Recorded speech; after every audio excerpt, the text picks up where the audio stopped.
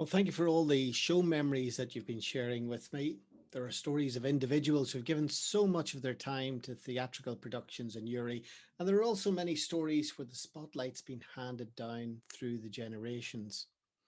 My guest today has given a lifetime of commitment to the Newry Musical Society, on stage in supporting roles as a dancer and chorus member, backstage in wardrobe and props, and serving on the committee. At present, she's the public relations officer for the Society and has a determination that her love of musical theatre is handed on to future generations. She comes from a family with notable musical credentials, and her daughters are now both working in theatre and film, having gained valuable experience on the Newry Stage. Gladys McCague. Well, actually, I started at the Fish as well. I had a lovely music teacher, a lady called Margaret Hood, who lived in Bessbrook. She was a music teacher in Armagh, and then she moved to live in Armagh to be close to her work. And I then went to sing with Florence McAnulty. And that's where I started off, apart from listening to Dad at home every day. You know, once he got rigged up for a show, everybody in the house knew the show. You know, so. Well, for those who don't know, Gladys McCague is daughter of the famous and island-wide famous Wesley Livingstone. And Wesley, I was just reading in the programme for My Fair Lady, the programme, which was a long, tall programme, the pen letter for Wesley then, which says, best male performance, best male voice, best Irish singer. Wesley has won all three of those major awards time and time again at the Waterford Festival with his roles with Newry Musical and Orchestral Society. You must have been steeped in music growing up. Oh, of course we were, yeah, all the time. I used to go to rehearsals with Dad, could not wait to join us. Couldn't wait till I was 16. And I used to go to rehearsals with him when I was younger and sit. And the funny thing is, Mum would have gone to this show maybe twice, maybe 3 times in the week, and should have taken me one night. And because I had been to rehearsals, I knew most of the songs, and she was absolutely mortified because I would have sat and sang the whole way through the show. Brilliant. And she was feeling it for the people in front and the people behind. Your house must have been full of records. Actually, we have a record that Dad made. And by mistake, my granny was visiting one weekend from Belfast, Mum's mum, and she set a teapot on it. And I woo. But yes, we had a lot of music, a lot of records and things. It was all vinyls then, of course, and a lot of shows. And Mum was a great lover of Montevani, right? And the music, his orchestra, and Andre Rieu and that. But yes, we had a lot of music all the time. When you were saying you were going to rehearsals, can you remember the first show? I think it was the Gypsy Baron in 1964. Was that 60? Check my trusty guide. 64, 66, 64. Gypsy Baron was 64. 64. 64. Yeah. It must have been quite exciting to get along to the rehearsals of the shows and see all that activity happening. Yeah, big time. I was warned, you sit and be quiet, which I did. So then I was allowed back the next week. And when you then were taking part in the festivals, was it for singing or for speech? For singing. Florence McAnulty entered me in the Fish. Now, nothing like what my girls or the kids nowadays do. At times I thought I needed to move my bed to the town hall when the girls, between verse speaking and their instruments and singing. But I might have been entered maybe a set piece and maybe a light opera or a show song and a folk song, maybe 3 in the whole, you know, in the whole session. But I'll never forget Mrs. Whitten, as everybody remembers the wonderful Mrs. Whitten. I was singing The Quaker Girl. And of course, I had taught it to myself initially. And there was one wee bit I just didn't get right. And of course, Florence was putting me over it and over it to get it right, and eventually mastered it. But on the day, Gladys gets up on the stage, and the wee bit that she didn't get right, she didn't get right. And Mrs. Whitten changed key like that. And I got to the stage where I thought, oh, maybe I didn't get it wrong, you know. And you know, when you finish your piece, you always acknowledge your accompanist. And I turned around and to acknowledge Mrs. Whitten, and she just goes, You owe me one. I won the class. Brilliant. Brilliant. I felt so guilty, but I didn't hand the cup back. An unrehearsed key change. Oh, but I remember in latter years now, when both Amy and Ruth were at the Fish, an adjudicator saying one time about Mrs. Whitten how she had the ear, and that if a child, that she was there to support all the contestants, obviously the competitors, and he says, I have to be so careful because she's so quick. You know, he appreciated that. You know, she was on a class of her own. She was excellent. Lovely lady. And isn't that the thing too about the Fish and the speech and drama and music festivals? It's all about encouragement and giving people a chance and making sure they can show themselves off to the best. Absolutely, you know, and I mean, now in our society at the moment, we have the most brilliant young company, young cast, full of talent. And I know after Dad died, we presented the Fish with a trophy in his memory, and it was for a scene from a musical. And you know, it was, I think it was only the second year for that, and they didn't have a trophy for it, so we presented it, and he would have been so proud to see all those young people up on the stage. The competition and the standard of those youngsters were brilliant, and a lot of them now have come into the Music Society, and we are so pleased that that generation's coming on, and it's going to continue, you know. But it's a great, Newry Town Hall stage is a great stage for them all to show their talent. You know, it's home for all of us, you know. You say there's a lot of young ones in the society now, but you were young once. And when you were young, there was a lot of young ones in the society too. When did you actually, or what show did you actually come into when you turned 16 then and were allowed to sign up as a member? My first show was 1973, Oklahoma. And I actually, I was 15 and 11 months. I wasn't quite 16 because then you had to be 16 in the year of the show. Yeah. So I was just a month off being 16. I was 16 in the June. And I mean, I just thought I was wonderful up with Margaret Nolan and Ethel Fitzpatrick and Charlie Smith. Sure, I just had been watching them for years and couldn't wait to join them, you know. Your dad played the lead in that. He was Curly, yeah.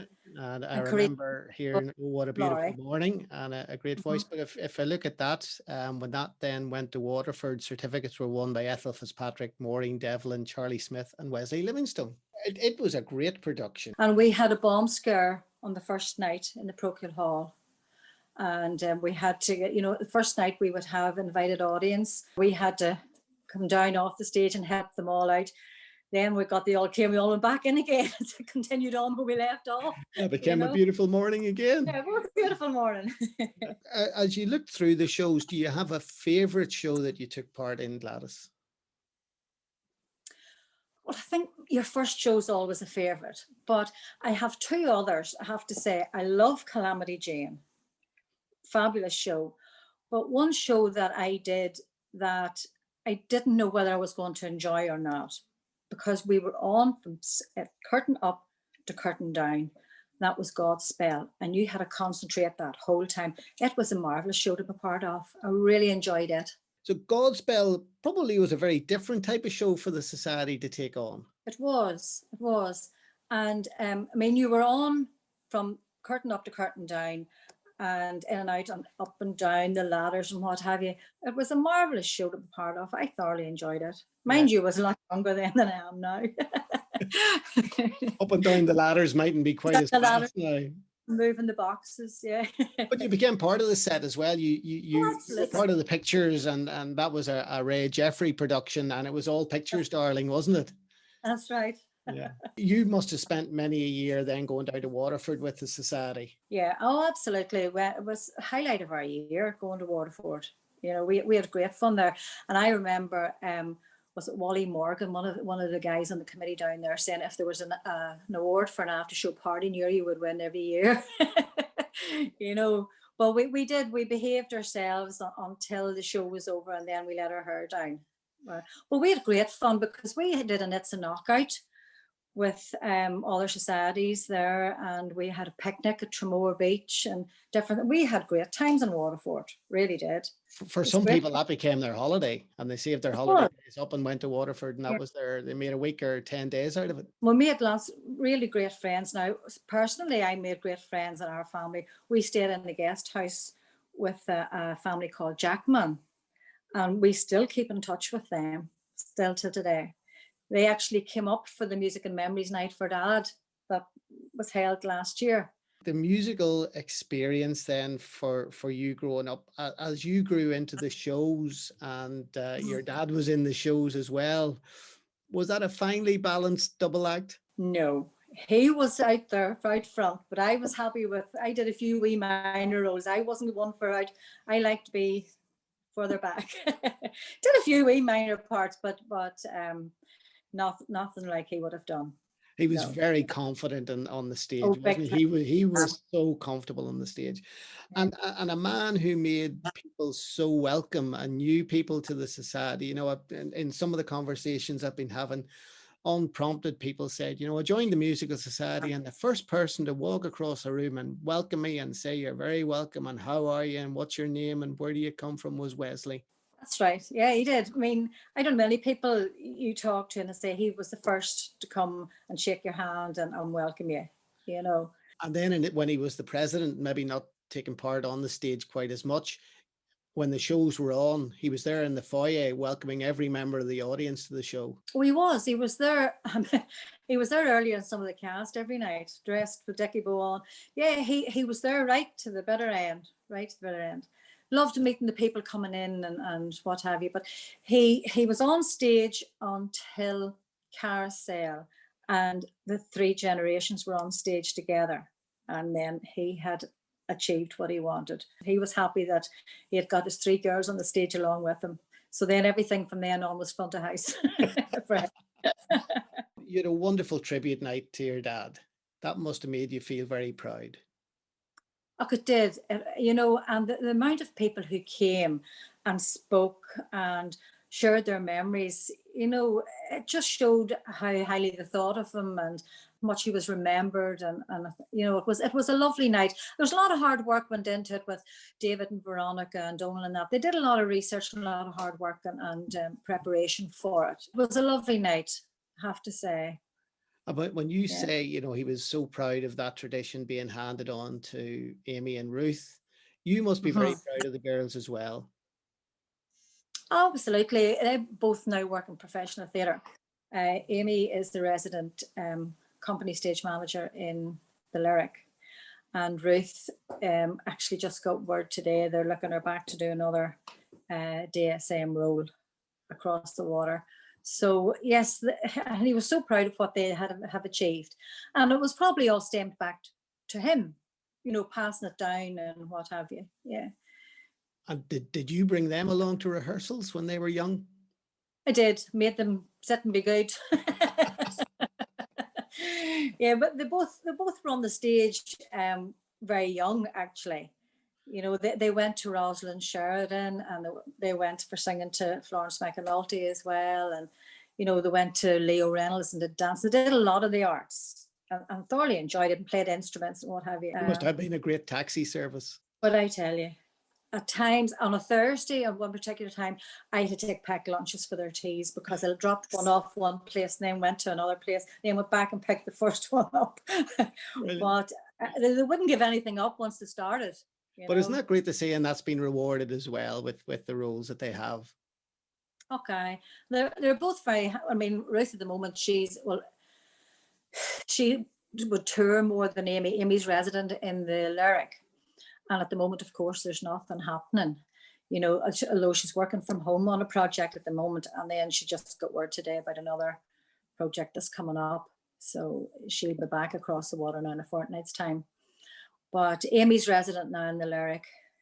So, but she's back in and out at the moment. She was off, she's just back off after maternity leave, you see. So she's congratulations. I'm a granny again. And you've been on the committee of the Musical Society for years and PRO. I'm still PR at the minute for whatever we're going to be doing.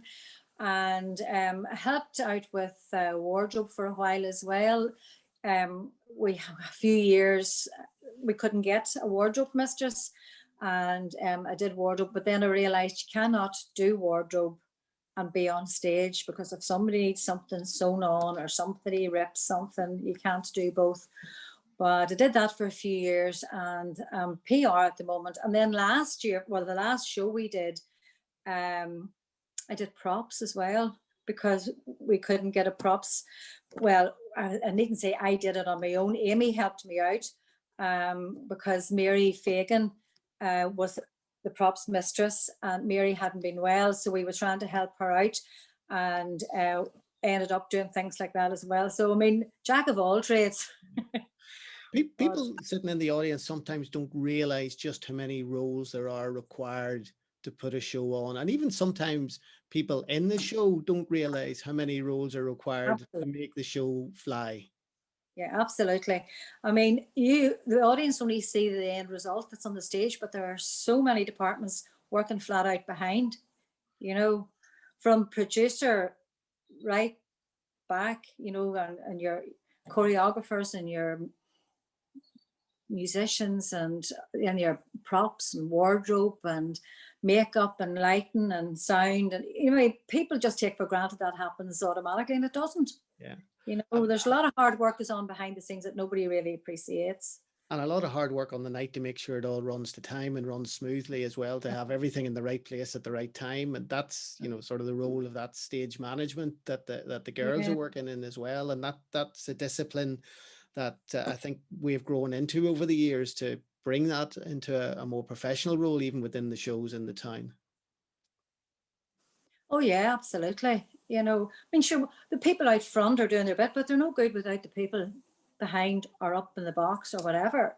You know, there's a lot of work goes on behind sets, that behind scenes, that people I don't think appreciate. You know, they just come see a nice show and enjoy it, but don't think of how it gets there. If you were to have your way and pick your own show that you'd like to do now after these last 12 or 18 months, when we have audiences back in the town hall again, what show do you think you would like to be part of? What would I like to be part of? I wouldn't care, as long as I could get out. It's hard to say, Declan. I don't know. I really don't know, because you want to encourage the young folk to come back again, but you also need, well, there's that Oklahoma's a great show. It really, my first show is a great show, because there's something in it for everybody. You know, I wouldn't mind doing that again, to be honest. It's a lovely show.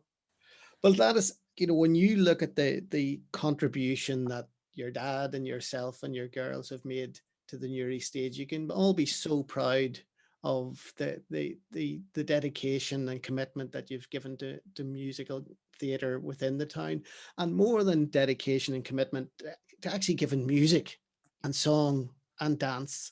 And it's something that is so precious. I hope we can hand that on to generations to come. Oh, I hope so. I really do hope so. We will. Of course we will. You know, I mean, there's my two girls there now in a professional matter, but there's nothing they love more than coming home to see a show at home, you know.